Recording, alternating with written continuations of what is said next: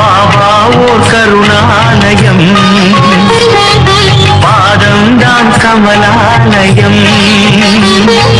பாபா ஓர் கருணாலயம், பாதம்தான் கமலாலயம். சாயப்பா உறவுகள் அனைவருக்கும் வணக்கம்.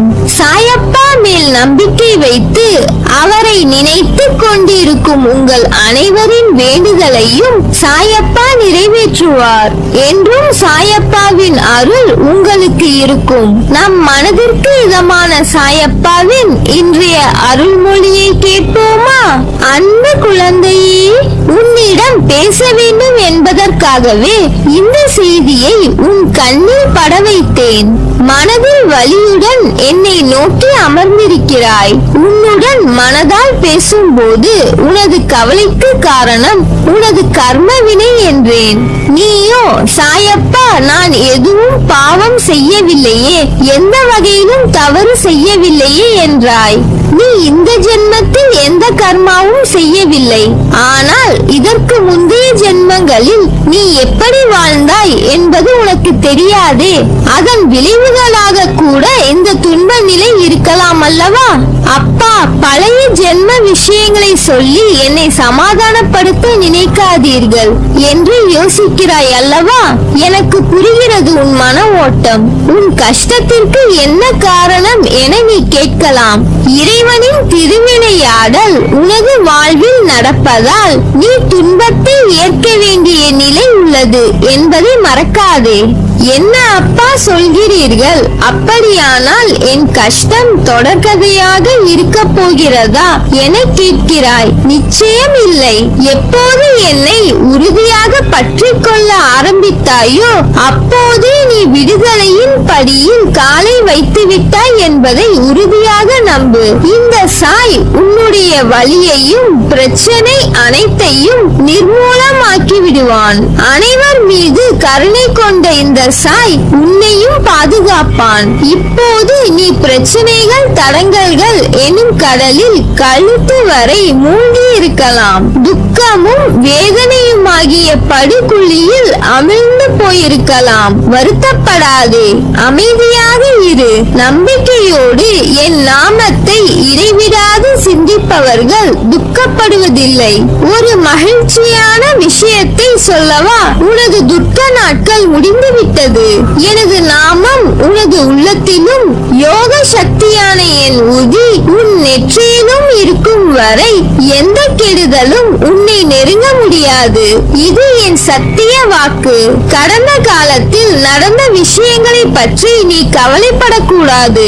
எதிர்காலத்தில் நடக்கும் விஷயங்களை பற்றி யோசிக்க கூடாது.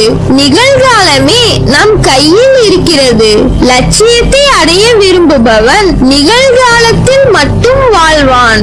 எவன் எதிர்காலத்தை சந்திக்க தயாராக இருக்கிறானோ, கிடைக்கும் சந்தர்ப்பத்தை சரியாக பயன்படுத்திக் கொள்கிறானோ அவன் எப்பொழுதும் மகிழ்ச்சியாக இருப்பான். வெறும் அதிர்ஷ்டத்தை நம்புபவன் அழிந்து போவான். அதனால் அதிர்ஷ்டத்தை நம்புவதை விட உழைப்பை நம்பு.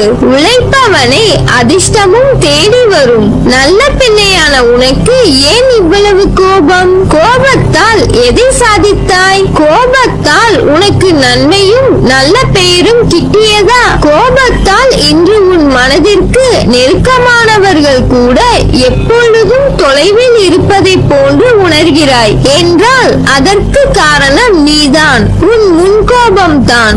என் மீது கோபப்படுகிறாய். இரவும் பகலும் உன்னுடன் தான் இருக்கிறேன். ஆனால் நீயோ நான் உன்னை நிர்கதியாய் விட்டு விட்டேன் என்று புலம்புகிறாய். உன்னிடம் நிறைய நல்ல குணங்கள் உள்ளது. ஆனால் அதை உன் கோபம் ஒன்றே முன்னின்று மறக்க செய்கிறது. எல்லோரிடத்திலும் தன்மையாக பேசு. எல்லோருக்கும் வாழ்க்கையில் சண்டை சச்சரவுகள் இருக்கத்தான் செய்யும். அதையெல்லாம் பொருட்படுத்தவே கூடாது. சில விஷயங்களை அப்படியே விட்டு விடுவது உனக்கு நல்லது. ஏனெனில் உன்னை சுற்றியுள்ள சிலர் பிரச்சனை பற்றி அறிந்தும் அறியாதவர்கள் போல உன்னிடம் நடிக்கிறார்கள். ஆனால் நீயோ அதை புரிந்து கொள்ளாமல் பிரச்சனைகளுக்கான தீர்வை தேடி அலைந்து திரிந்து கொண்டிருக்கிறாய். சிலர் உனக்கு பின்னால் உன்னை பற்றி கேலியாக பேசுவதை வருந்துகிறாய். ஒன்றை நன்றாக புரிந்து கொள். அவர்கள் விமர்சனம் செய்யும் காரணம் தெரியுமா? உன் தரத்திற்கு வர முடியாத போது உன்னிடம் இருப்பது போன்று அவர்களிடம் இல்லாத போது உன்னை துன்புறுத்தி அது முடியாத போதுதான் அவர்கள் இப்படி செய்கிறார்கள். இன்னும் உன் வாழ்க்கையில் பல அற்புதங்கள் நடக்கப் போவதையும் நீ பார்க்கத்தான் போகிறாய். என் வார்த்தைகள் மீது நம்பிக்கை வை.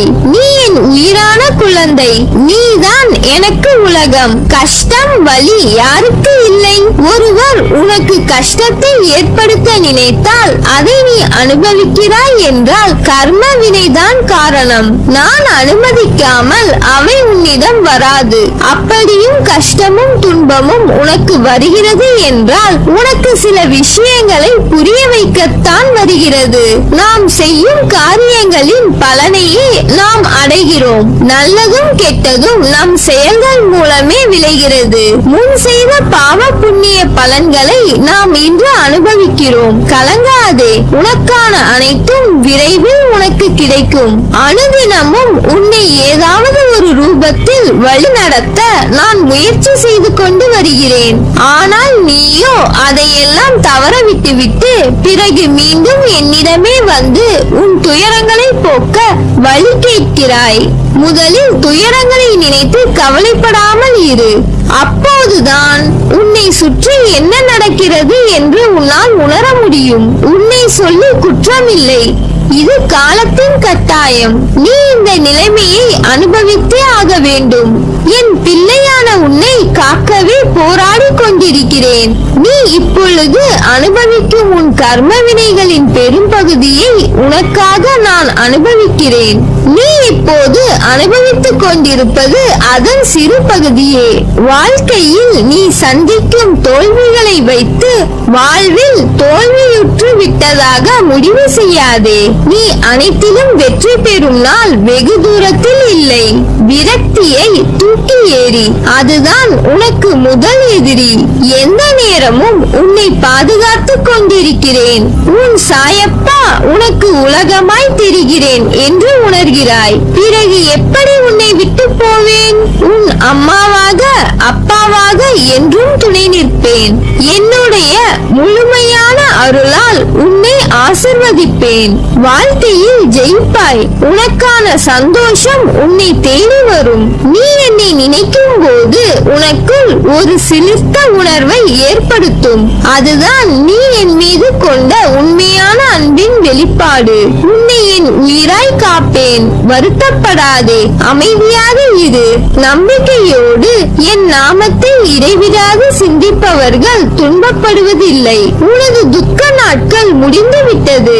எனது நாமம் உனது உள்ளத்திலும் யோக சக்தியான உதி உன் நெற்றியிலும் இருக்கும் வரை எந்த கெடுதலும் உன்னை நெருங்க முடியாது. இது என் சத்திய வாக்கு.